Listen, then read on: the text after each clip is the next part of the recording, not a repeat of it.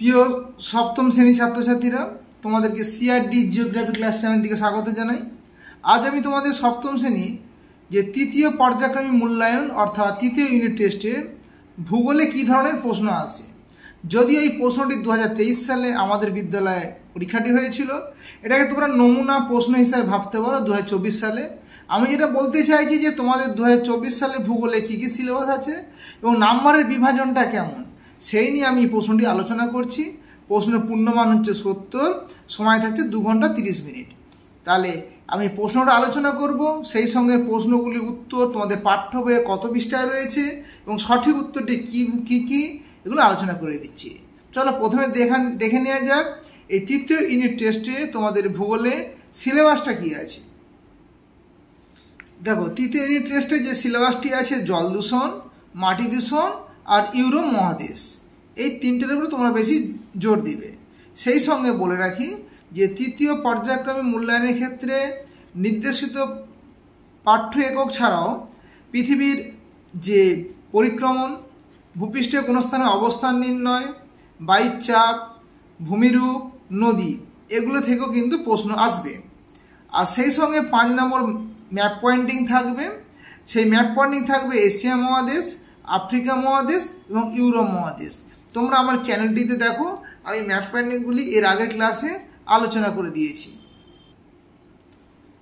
চলো প্রথমে আমরা যেটা আছে কি যে আফ্রিকা মহাদেশের যে ম্যাপ পয়েন্টিং, অর্থাৎ আফ্রিকার যে রেখা মানচিত্রে নিম্নলিখিত বিষয়গুলি উপযুক্ত প্রতীক ও নাম সহ চিহ্নিত করো।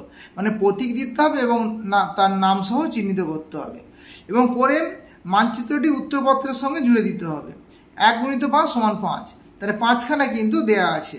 প্রথমে আছে নাইজার নদী, তারপরে কালাহারি মরুভূমি, সুয়েজ খাল, ভূমধ্যসাগরীয় অরণ্য আর নিরক্ষীয় জলবায়ু অঞ্চল।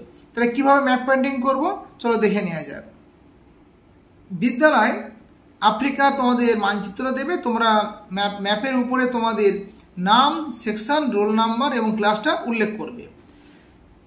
দেখো নাইজার নদী বলেছে, এই নাইজার নদীটি ঠিক এই জায়গাটা তোমরা দেখাবে এবং কোন দিকে প্রবাহিত হচ্ছে নিচের দিকে তীর চিহ্নটা অবশ্যই দেবে, কারণ নদীর ক্ষেত্রে তীর চিহ্ন অবশ্যই দিতে হবে।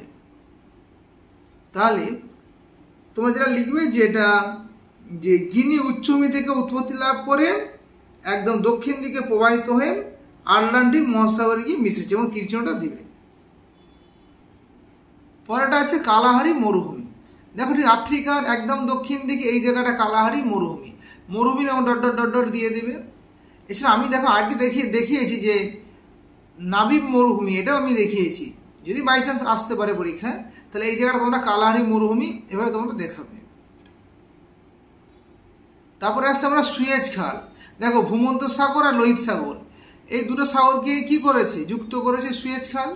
তাহলে এদিকে এশিয়া মহাদেশ, এদিকে আফ্রিকা মহাদেশ, এই দুটি মহাদেশকে আলাদা করেছে কে, কোন প্রণালী, এই সুয়েজ খাল। তাহলে এই জায়গাটা তোমরা সুয়েজ খাল দেখাবে। তারপরে আসছে আমরা ভূমধ্যসাগরীয় অরণ্য। দেখো এটা ভূমধ্যসাগর, এর আফ্রিকার ভূমধ্যসাগরীয় অরণ্যটা হচ্ছে ঠিক এই জায়গায়, আফ্রিকার উত্তর দিকে এই জায়গাটা হচ্ছে ভূমধ্যসাগরীয় অরণ্য বা এটা ভূমধ্যসাগরীয় জলবায়ু, এই জায়গাটা তোমরা ঠিক দেখাবে। তারপর আফ্রিকার নিরক্ষীয় জলবায়ু, ঠিক এ দেখো 0 ডিগ্রি মানে নিরক্ষরেখা, এই নিরক্ষরেখার উভয় দিকে তো নিরক্ষীয় জলবায়ু অন্তর্গত। তাহলে এই জায়গাটা হচ্ছে ঠিক এই জায়গাটা হচ্ছে আফ্রিকার নিরক্ষীয় জলবায়ু। এখানে চিরসবুজ গাছ জন্মায় বলে একে চিরসবুজ অরণ্য বলা হয়েছে। তাহলে আমি দুটোই দেখিয়ে দিয়েছি, যদি উদ্ভিদ পড়ে তাহলে চিরসবুজ অরণ্য দেখাবে, যদি জলবায়ু পড়ে তাহলে ঠিক এই জায়গাটা তোমরা দেখাবে। এরপরে আসছি 2 নম্বর দাগে, সঠিক উত্তরটি নির্বাচন করে লেখো। প্রথম প্রশ্ন হচ্ছে যে আচ্ছা মান আছে 1 × 7 = 7। প্রথম প্রশ্নটি হচ্ছে পৃথিবীর যে পথে সূর্যকে প্রদক্ষিণ করে সেটাই পৃথিবীর অক্ষ, কক্ষপথ, কক্ষতল, মেরু। তাহলে সঠিক উত্তরটি তোমাদের পাঠ্য বইয়ের 4 নম্বর পৃষ্ঠায় রয়েছে, সঠিক উত্তরটি হবে কক্ষপথ। চলো দেখে নেওয়া যাক। দেখো পাঠ্য বইয়ে দেখো লাইন তুলে প্রশ্ন দিয়েছে, পৃথিবী যে পথে সূর্যকে প্রদক্ষিণ করে সেটা হচ্ছে পৃথিবীর কক্ষপথ, এটা মনে থাকবে। আর এটাও দেখে রাখো এই কক্ষপথ মহাশূন্যে যে কাল্পনিক সমতলে অবস্থিত তাকে বলছি কক্ষতল, এখান থেকে প্রশ্ন আসে। পরের প্রশ্ন, যে সমুদ্র তলদেশে বায়ুর চাপ 67 সেমি, 72 সেমি, 74 সেমি, 76 সেমি পারস্তম্ভের চাপের সমান। এই উত্তরটি তোমাদের পাঠ্য বই 31 পৃষ্ঠায় রয়েছে। সঠিক উত্তরটি হবে 76 সেমি। দেখো, সমুদ্র সমতলে বায়ুর চাপ 76 সেমি পারস্তম্ভের সমান, চাপের সমান, তাহলে 76 সেমি উত্তরটি হয়েছে। পরের প্রশ্ন, ব্ল্যাকফুট ব্যাধি হয় পারদ, ক্যাডমিয়াম, ক্লোরাইড, আর্সেনিক দূষণের ফলে। সঠিক উত্তরটি হবে আর্সেনিক দূষণের ফলে হয়। এটি 70 পৃষ্ঠায় রয়েছে। দেখো, ব্ল্যাকফুট ব্যাধি হচ্ছে আর্সেনিক দূষণের ফলে হয়, এটা তোমরা মনে রাখবে। সেই সঙ্গে দেখো, তোমরা এটাও দেখে রাখবে যে ফ্লুরাইড দূষণ হয় ফলে ফ্লুরোসিস হয়, মানে দাঁতের হাড়ের সমস্যা হয়, পারদ দূষণের ফলে মিনামাটা রোগ হয়, ক্যাডমিয়াম দূষণের ফলে ইত্যাদি রোগ হয়। এখান থেকে যে কোনো একটি প্রশ্ন কিন্তু আসতে পারে। চান্দ্রমাস হয় 27 দিনে, 27.5 দিনে, 28 দিনে, 28.5 দিনে। সঠিক উত্তরটি তোমাদের পাঠ্য বই 6 পৃষ্ঠা রয়েছে। সঠিক উত্তরটি হবে 27.5 দিনে, মানে 27+1=3 দিনে। এই উত্তরটি তোমাদের সঠিক। পরেরটা আসছে, ভারতে একটি জল সংকটপূর্ণ রাজ্য হলো পশ্চিমবঙ্গ, বিহার, মহারাষ্ট্র না কেরল। সঠিক উত্তরটি হবে মহারাষ্ট্র। এই উত্তরটি তোমাদের পাঠ্য বই 67 পৃষ্ঠায় রয়েছে। দেখো, 67 পৃষ্ঠা দেখো, জল সংকটপূর্ণ রাজ্য। দেখো, রাজস্থান, গুজরাট, মহারাষ্ট্র, উত্তরপ্রদেশ, মধ্যপ্রদেশ, ছত্তিশগড়, অন্ধ্রপ্রদেশ, তামিলনাড়ু। তাহলে এখানে মহারাষ্ট্রটি হবে। আর এখানে যে চান্দ্রমাস, এই যে 27+1=3 দিনে, এটা তোমরা দেখে রাখবে। তবে হাজার হ্রদের দেশ বলা হয় পোল্যান্ডকে, ফ্রান্সকে, ফিনল্যান্ডকে, লন্ডনকে। সঠিক উত্তরটি হবে ফিনল্যান্ডকে। এটি 124 পৃষ্ঠায় রয়েছে। দেখো, জানো কি ইউরোপের ফিনল্যান্ড প্রায় 35,000-এর বেশি এখানে হ্রদ থাকার জন্য একে হাজার হ্রদের দেশ বলা হয়। তাহলে 35,000-এর বেশি এখানে হ্রদ আছে বলে। পরের প্রশ্ন, সাধারণভাবে ইউরোপের জলবায়ু উষ্ণ প্রকৃতির, নাতিশীতোষ্ণ প্রকৃতির, শীতল প্রকৃতির, সমভাবাপন্ন প্রকৃতির। এই উত্তরটি তোমাদের পাঠ্য বই 125 পৃষ্ঠায় রয়েছে। সঠিক উত্তরটি হবে নাতিশীতোষ্ণ প্রকৃতির। দেখো, বইয়ের লাইন কিভাবে তুলে প্রশ্ন হয়েছে, দেখো তোমরা বইটা খুঁটিয়ে খুঁটিয়ে পড়বে। সাধারণভাবে ইউরোপের জলবায়ু নাতিশীতোষ্ণ প্রকৃতির, দেখেছো, ভালো করে পড়বে। এরপর আসছি 3 দাগের প্রশ্নে। উপযুক্ত শব্দ বসিয়ে শূন্যস্থান পূরণ করো। 1×5=5। প্রথম প্রশ্ন, গঙ্গোত্রী হিমবাহের ড্যাশ থেকে ভারতের প্রধান নদী গঙ্গার উৎপত্তি হয়েছে। সঠিক উত্তরটি হবে গোমুখ গুহা থেকে। এটি 48 পৃষ্ঠায় রয়েছে, একটু দেখে নাও। তারপরে ড্যাশ দাঘিমার স্থানীয় সময়কে সারা ভারতের প্রমাণ সময় বলে ধরা হয়। উত্তরটি হবে 82°30' পূর্ব। এটা লিখে নাও খাতায়। এটি 27 পৃষ্ঠায় উত্তরটি রয়েছে। তারপরে মাটির ড্যাশ হারালে মাটি দূষিত হয়। সঠিক উত্তরটি হবে মাটির উর্বরতা হারালে। এটি 76 পৃষ্ঠায় রয়েছে। তারপরে কোকেশাস পর্বতের ড্যাশ হলো ইউরোপের সর্বোচ্চ শৃঙ্গ। কোকেশাস পর্বতের এলবুজ হলো ইউরোপের সর্বোচ্চ শৃঙ্গ। এটি 123 পাতায় রয়েছে। ড্যাশ হলো ইউরোপের বৃহত্তম হ্রদ।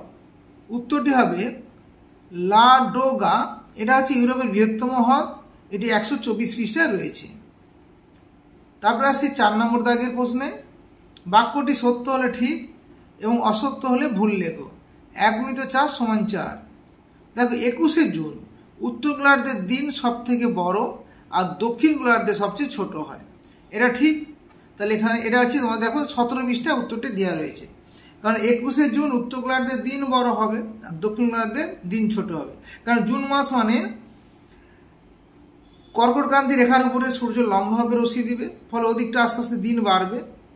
ফলে এদিকটা কি হচ্ছে, উত্তর গোলার্ধে গ্রীষ্মকাল হবে, দক্ষিণ গোলার্ধে তখন শীতকাল হবে। তাহলে উত্তর গোলার্ধে দিন বাড়লে গ্রীষ্মকাল হচ্ছে, দক্ষিণ গোলার্ধে দিন কমলে শীতকাল হচ্ছে। এই জন্য এই উত্তরটি সঠিক হবে। তারপরে আসছে আমরা বায়ুর চাপ কমলে জল 100°C কম উষ্ণতাতেই ফুটতে শুরু করে। এটাও সঠিক, এটাও ঠিক। এটা 33 পৃষ্ঠায় উত্তরটি রয়েছে। চলো দেখে নেওয়া যাক। দেখো আমি সবগুলো বইয়ে দেখাতে পারছি না ঠিকই, সময়টা লাগবে বলে, কিন্তু পেজ নাম্বারটা বলে দিয়েছি, তোমরা একটু দেখে নাও। দেখো বায়ুর চাপ কমলে জল 100 ডিগ্রি সেন্টিগ্রেডের কম উষ্ণতাতেই ফুটতে শুরু করে, তাই কোনো কিছু সিদ্ধ হতে অসুবিধা হয়, এটা তোমরা দেখে রাখো। তারপরে 1932 সালে ভারতের ভোপালের ইউনিয়ন কার্বাইড কারখানায় বিষাক্ত গ্যাস দুর্ঘটনা ঘটে। এটি ভুল, এটা হচ্ছে ভুল হবে, উত্তরটি আছে 80 পৃষ্ঠায়। এটা 1984 সালে হবে। দেখা যায় 1984 সালের মধ্যরাতে ভারতের ভোপালে ইউনিয়ন কার্বাইড এর কারখানা থেকে বিষাক্ত গ্যাস বাতাসে মিশে, তাহলে 1984 সালে উত্তরটি হবে, কিন্তু ওখানে সেটা ভুল হবে। পরের প্রশ্ন, যে লন্ডনের চ্যাথাম শহর ডেয়ারি শিল্পের জন্য বিখ্যাত, এটি ভুল। 133 পৃষ্ঠা উত্তর রয়েছে, চলো উত্তরটি দেখে নেওয়া যাক। দেখো 133 পৃষ্ঠা দেখো যে জাহাজ মেরামতি কারখানাটি আছে চ্যাথামে, তাহলে চ্যাথামে হবে জাহাজ নির্মাণ কারখানা আছে, কিন্তু এখানে ডেয়ারি শিল্প বলেছে, তাই জন্য এটা ভুল। এবার আসছি আমরা 5 নম্বর দাগে, স্তম্ভ মেলাও 1 × 4 = 4। দেখো বাম দিকে আছে দেখো ভূমধ্যসাগরের আলোক স্তম্ভ, তাহলে এখানে কোনটি হবে? এটা হবে স্তম্ভলি, ওই জন্য গয়ের উত্তরটি সঠিক। স্তম্ভলিকে ভূমধ্যসাগরের আলোক স্তম্ভ বলা হয়। তোমরা সোজাসুজি লিখতে পারো বা গড় এখানে লিখে দিতে পারো। এই উত্তরটি তোমাদের পাঠ্য 124 পৃষ্ঠা রয়েছে। তারপরে আছে টেমসের উত্তরটি হবে ঘ। টেমসের উত্তরটি হবে ঘ, এটা এর উপনদী।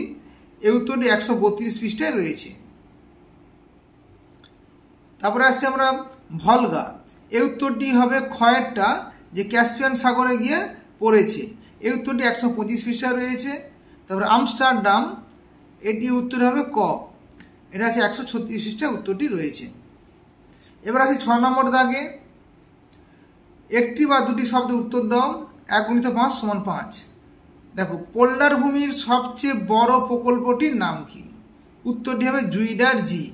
এটি তোমাদের পাঠ্য 135 পৃষ্ঠায় রয়েছে। বইগুলো তোমরা খুঁটিয়ে খুঁটিয়ে পড়বে, এখান থেকে কিন্তু প্রশ্নগুলি আসে। তারপরে আসি ইউরোপের নাতিশীতোষ্ণ তৃণভূমি কি নামে পরিচিত? উত্তরটি হবে স্তেপ নামে পরিচিত। এটি 127 পৃষ্ঠায় রয়েছে। পরের প্রশ্নটা দেখো, ইউক্রেনের চারনোবিল দুর্ঘটনা কত সালে ঘটে? এটি 1986 সালে, অর্থাৎ 1986 সালে তোমরা লিখবে এই দুর্ঘটনাটি ঘটে। এটি তোমাদের পাঠ্য 80 পৃষ্ঠায় রয়েছে। তাই পার্বত্য অঞ্চল নদীর প্রধান কাজ কি? পার্বত্য অঞ্চল নদীর প্রধান কাজ হচ্ছে ক্ষয় কাজ। এই উত্তরটি 54 পৃষ্ঠায় রয়েছে। তো নিশীথ সূর্যের দেশ কাকে বলে? দেখো নরওয়েকে নিশীথ সূর্যের দেশ বলা হয়। এই উত্তরটি তোমাদের পাঠ্য 15 পৃষ্ঠায় রয়েছে। এবার চলো দেখে নেওয়া যাক যে 7 নম্বর দাগে নিচের প্রশ্নগুলির সংক্ষিপ্ত উত্তর দাও, মানে একটু বড় করে লিখতে হবে আর কি। 2 × 5 = 10, কারণ 5টি করতে হবে, দেওয়া থাকবে 7টি। দেখো অধিবর্ষ এর সংজ্ঞা দাও। এই উত্তরটি তোমাদের পাঠ্য 7 পৃষ্ঠায় রয়েছে। দেখো 7 পৃষ্ঠায় অধিবর্ষ কি, মানে আমাদের 365 দিনে তো 1 বছর হয়, কিন্তু প্রতি বছর এই 5 ঘন্টা 48 মিনিট 46 সেকেন্ড করে অতিরিক্ত রয়ে যায়।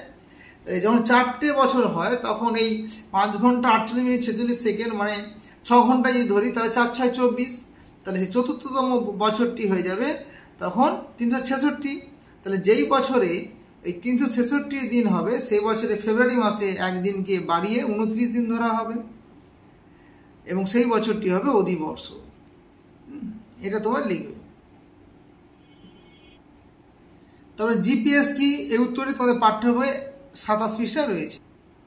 দেখো পৃথিবীর যে কোনো জায়গায় অক্ষাংশ দ্রাঘিমা জানবার একটি আধুনিক পদ্ধতি হচ্ছে জিপিএস, অর্থাৎ গ্লোবাল পজিশনিং সিস্টেম। পৃথিবীর কৃত্রিম উপগ্রহ থেকে এই ব্যবস্থা কার্যকরী হয়। বর্তমানে জাহাজ, বিমান, আধুনিক যে সমস্ত গাড়ি আছে, মোবাইল, এতে কিন্তু জিপিএস থাকে।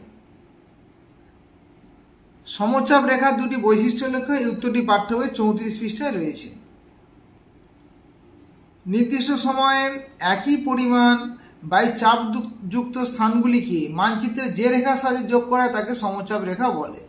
আর বৈশিষ্ট্য লিখবে, সমচাপ রেখা তোমার বায়ুচাপকে মিলিবার এককে প্রকাশ করা হয়। পৃথিবীতে বায়ুচাপ সাধারণত 980 মিলিবার মানে এমবি থেকে 1050 এমবি দেখানো গেছে।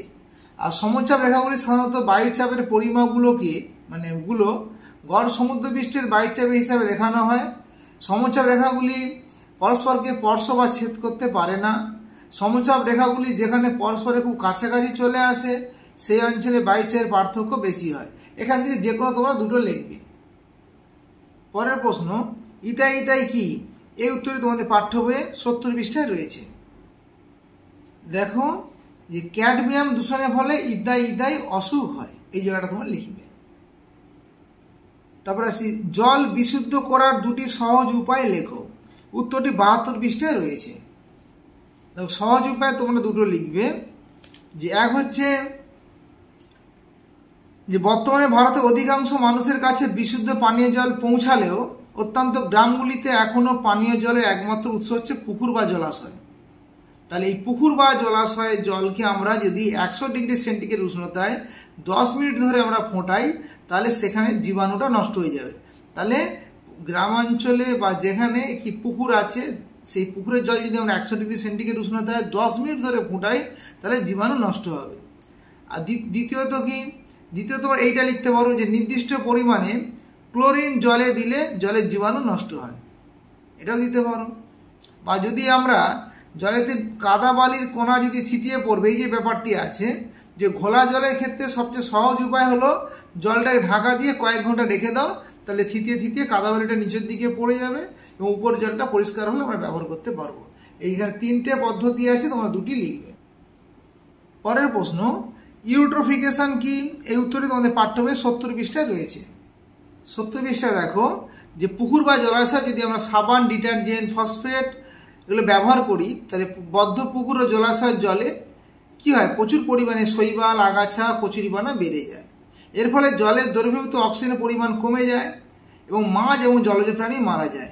একে ইউট্রোফিকেশন বলে, এটা তোমরা লিখবে। পরের প্রশ্ন, ট্রাক ফার্মিং কি? এই উত্তরটি তোমাদের পাঠ্য বই 133 পৃষ্ঠায় রয়েছে। 133 পৃষ্ঠার নিচের দিকে দেখো, শহরের যে বসবাসকারী মানুষের যে খাদ্য চাহিদা মেটানোর জন্য ছোট ছোট খামারের ফল এবং শাকসবজি যখন ট্রাকে করে কি হয়, ট্রাকে করে যখন শহরে পাঠানো হয়, এই ট্রাকে করে শহরে শাকসবজি পাঠানোর ব্যবস্থাটাকে বলছি আমরা ট্রাক ফার্মিং। ব্রিটিশ যুক্তরাজ্যে এবং আমেরিকা যুক্তরাষ্ট্রে এই ধরনের ট্রাক ফার্মিং দেখতে পাওয়া যায়। তাই লন্ডনে এই জায়গাটিতেও কিন্তু এই ধরনের ট্রাক ফার্মিং ব্যবস্থাটি আছে। এবার আসছি 8 নম্বর দাগে, নিচে প্রশ্নের উত্তর দাও যে কোনো 5টি। 3 × 5 = 15। দেখো অক্ষরেখা, দ্রাঘিমারেখা 3টি পার্থক্য লেখো। এই উত্তরটি তোমাদের পাঠ্য বই 21 থেকে 24 পৃষ্ঠার মধ্যে আছে, দেখে নাও। কাকে এবং কেন পৃথিবীর ছাদ বলা হয়? কেন পামিরকে পৃথিবীর ছাদ বলা হয়, কেন বলা হয়? এই উত্তরটি তোমাদের পাঠ্য বই দেখো 41 পৃষ্ঠায় আছে। দেখো এই পামিরকে পৃথিবীর ছাদ বলা হয় কারণ হচ্ছে পৃথিবীর সর্বোচ্চ মালভূমি হচ্ছে পামির মালভূমি। এর উচ্চতা 4873 মিটার এবং এর উচ্চতা যেহেতু সবচেয়ে বেশি তাই জন্য নাকি পৃথিবীর ছাদ বলা হয়। এই কথাটি তোমরা লিখবে। পরের প্রশ্ন, অশ্বকৃত হ্রদ কিভাবে সৃষ্টি হয়? এই উত্তরটি তোমাদের পাঠ্য বই 55 পৃষ্ঠায় রয়েছে। তোমরা দেখো 55 পৃষ্ঠায় চলে যাও বইয়ে। দেখো অশ্বকৃত হ্রদ, নদীটা এঁকে মেঁকে যাচ্ছে, ফলে বাঁকের যেদিকে তোমার ঢালটা খাড়া আছে সেদিকে কি করে, ক্ষয় করে, এবং বিপরীত দিকে যেদিকে ঢাল কম আছে সেখানে কি হয়, সঞ্চয় করে। ফলে একদিকে ক্ষয় এবং একদিকে সঞ্চয় করতে করতে নদী একসময় সোজা পথে চলে যায়। কিন্তু এই যে পড়ে থাকে এই যে খুরের মতন অংশটি পড়ে থাকে, এটা জল জমে থাকে বলে বা জল সঞ্চিত থাকে বলে এটা ঠিক হ্রদে পরিণত হয়। এই হ্রদটা দেখতে ঘোড়ার খুরের মতো হয় বলে একে অশ্বক্ষাকৃতি হ্রদ বলা হয়। গঙ্গা নদীর নিম্ন প্রবাহে অর্থাৎ ভাগীরথী নদীর উভয় দিকে এই ধরনের অশ্বক্ষাকৃতি হ্রদ দেখতে পাওয়া যায়। তোমরা লিখবে এইটা। পরেরটা আসি, জল দূষণ প্রতিরোধে 3টি উপায় লেখো। এই উত্তরটি তোমাদের পাঠ্য বই 74 পৃষ্ঠায় রয়েছে। 74 পৃষ্ঠা দেখো জল দূষণের প্রতিরোধের উপায়। তোমরা লিখবে যে জলাশয় বা নদী বা সমুদ্রের জলে নোংরা আবর্জনা তোমরা সরাসরি ফেলবো না বা ফেলা যাবে না, বা গরু মোষ এদের স্নান করানো যাবে না, কাপড় কাচা যাবে না, এগুলো বন্ধ করতে হবে। আর চাষের ক্ষেত্রে অতিরিক্ত সার ও কীটনাশক ওষুধ যেগুলি দেওয়া হয় সেগুলো বন্ধ করতে হবে। আর কলকারখানার যে দূষিত জল, বর্জ্য পদার্থ এগুলি সব সরাসরি নদীতে ফেলা যাবে না। এবং তাপবিদ্যুৎ কেন্দ্র থেকে যে বজ্র পদার্থ বা গরম জল সেগুলো ঠান্ডা করে ফেলতে হবে। এই কয়েকটি কথা তোমরা লিখবে। পরের প্রশ্ন, লন্ডনকে পুনর্রপ্তানি বন্দর বলা হয় কেন? এটা খুব ইম্পর্টেন্ট। এটি 133 পৃষ্ঠায় রয়েছে। দেখো 133 পৃষ্ঠা দেখো সুন্দর বলেছি, লন্ডন হচ্ছে একটি বৃহত্তম পুনর্রপ্তানি বন্দর। রপ্তানি মানে তোমরা জানো যেটা বাইরে পাঠানো হয়, পুনর্রপ্তানি মানে কি আমদানি করে পুনরায় পাঠানো হয়। দেখো আমদানিকৃত বন্দর পুনরায় এই বন্দর থেকেই রপ্তানি হয়, অর্থাৎ এশিয়া আফ্রিকা বিভিন্ন দেশের উৎপাদিত দ্রব্য এখানে আনা হয় এবং ক্রয় বিক্রয় করার পর এই বন্দর দিয়ে আবার অন্য দেশে রপ্তানি করা হয়, তাই জন্য একে পুনর্রপ্তানি বন্দর বলা হয়। এটা তোমরা লিখবে। পরের প্রশ্ন, বায়ুর চাপ সর্বত্র সমান হয় না কেন? দেখো বায়ুর চাপ সর্বত্র সমান হয় না কেন, এই উত্তরটি তোমাদের 31 পৃষ্ঠায় রয়েছে। দেখো 31 পৃষ্ঠার উপর দিকে দেখো যে বায়ুর চাপ কি সর্বত্র সমান, তাহলে প্রশ্নটা আছে বায়ুর চাপ সর্বত্র সমান নয় কেন, তাই এইটা তোমরা লিখবে এই জায়গাটায়। ঠিক আছে, এক হচ্ছে যে পৃথিবী পৃষ্ঠে বা সমুদ্রের সমতলে বায়ুর চাপ সবচেয়ে বেশি হয়। কারণ কি? কারণ সমুদ্রের সমতলে পৃথিবীর অভিকর্ষ বলের প্রভাব এবং উপরের স্তরের বায়ু প্রবল চাপের ফলে বায়ুর উপস্থিত বিভিন্ন গ্যাসের অণুগুলি পরস্পরের কাছে চলে আসে এবং ঘনত্বটা বাড়িয়ে দেয়। ফলে কি হয়? ফলে বায়ুর চাপ বেশি হয়। দেখতে পাচ্ছ নিচের দিকে কেমন ঘনত্বটা বেড়ে গেছে, ওই জন্য এখানে চাপ বেশি। আবার উপরের স্তরে বায়ুর অণুগুলি পরস্পর থেকে দূরে সরে যাচ্ছে বলে ঘনত্বটা কমে যাচ্ছে। তাই জন্য বলেছি যে বায়ুর যে উচ্চতা বাড়ার সঙ্গে সঙ্গে বায়ুর চাপ এবং উষ্ণতা দুটোই কমতে থাকে, কিন্তু নিচের দিকে কিন্তু বাড়তে থাকে। তাই এই কথাটি তোমরা লিখবে। এরপর আসছে আমরা 9 নম্বর দাগে, নিচের প্রশ্নগুলোর উত্তর দাও যে কোনো তিনটি, মানে 5 নম্বর করে মান আছে, 5 × 3 = 15। রুট শিল্পাঞ্চলে কাঁচামাল এবং পরিবহন ব্যবস্থা সম্পর্কে আলোচনা করো। এইটি 129 পৃষ্ঠায় রয়েছে। দেখো 129 পৃষ্ঠায় চলে যায় রুট শিল্পাঞ্চল অর্থনৈতিক পরিবেশ। এখানে কি কি কাঁচামাল আছে, কয়লা আছে এবং প্রচুর পরিমাণে যে অ্যান্থ্রাসাইট বিটুমিনাস শ্রেণীর কয়লা পাওয়া যায় এখানে, এগুলো সব কাঁচামাল। যা তেলও পাওয়া যায়, আর সড়কপথ রেলপথ এই যে পরিবহন ব্যবস্থা এই সবগুলো এখানে কিন্তু, এবং নৌ পরিবহন ব্যবস্থা এখান থেকে এতটা কিন্তু তোমাদের লিখতে হবে। নগরায়ন ও কৃষিকাজ কীভাবে মৃত্তিকা দূষণ ঘটায়, এটা খুব ইম্পর্টেন্ট প্রশ্ন। এটি 78 পৃষ্ঠায় রয়েছে। দেখো 78 পৃষ্ঠায় যাও, যে মৃত্তিকা দূষণ দেখো নগরায়ন কীভাবে ঘটাচ্ছে পয়েন্ট করে করে লিখবে, কৃষিকাজ কীভাবে মৃত্তিকা দূষণ ঘটাচ্ছে পয়েন্ট করে করে লিখবে। তবে চিত্রসহ স্তূপ পর্বতের উৎপত্তি ব্যাখ্যা করো, এই উত্তরটি তোমাদের 39 পৃষ্ঠায় রয়েছে। 39 পৃষ্ঠায় দেখো স্তূপ পর্বত, অর্থাৎ ভূ আলোড়নের ফলে ভূপৃষ্ঠে অনেক সময় ফাটলের সৃষ্টি হয়। এই ফাটলগুলি মাঝখানে ভূভাগ যদি উঁচু হয়ে অথবা দুপাশে যদি নিচু হয়ে বসে গিয়ে মাঝখানে ভূখণ্ডটি যদি উপরে উঠে যায়, উঠে গিয়ে পর্বতের সৃষ্টি করে, বলছে স্তূপ পর্বত। দেখো ফেটে গেছে, মাঝখানে অংশটি উপর দিকে উঠে গেছে, তীর চিহ্ন দিয়ে দেখানো হয়েছে, দুদিকে নিচের দিকে বসে গেছে। এই উঁচু হয়ে যে অংশটি হচ্ছে স্তূপের মতন দেখতে হয় বলে একে স্তূপ পর্বত বলা হয়েছে। ভারতের সাতপুরা পর্বত, জার্মানির ব্ল্যাক ফরেস্ট, ফ্রান্সের ভোজ, এগুলো হচ্ছে স্তূপ পর্বত। উদাহরণ তোমরা অবশ্যই দেবে। পোল্ডার ভূমির অর্থনৈতিকভাবে উন্নত কেন, এটি 136 পৃষ্ঠায় রয়েছে। 136 পৃষ্ঠায় পোল্ডার ভূমি অর্থনৈতিক পরিবেশ, এখানে যে বিষয়গুলি পয়েন্টগুলি আছে, এই 1 নম্বর পয়েন্ট, 2 নম্বর পয়েন্ট এবং 3 নম্বর পয়েন্ট, এই 3টে পয়েন্ট তোমরা গোছ করে লিখবে। এখানে ভালো করে একটু পড়ে নাও।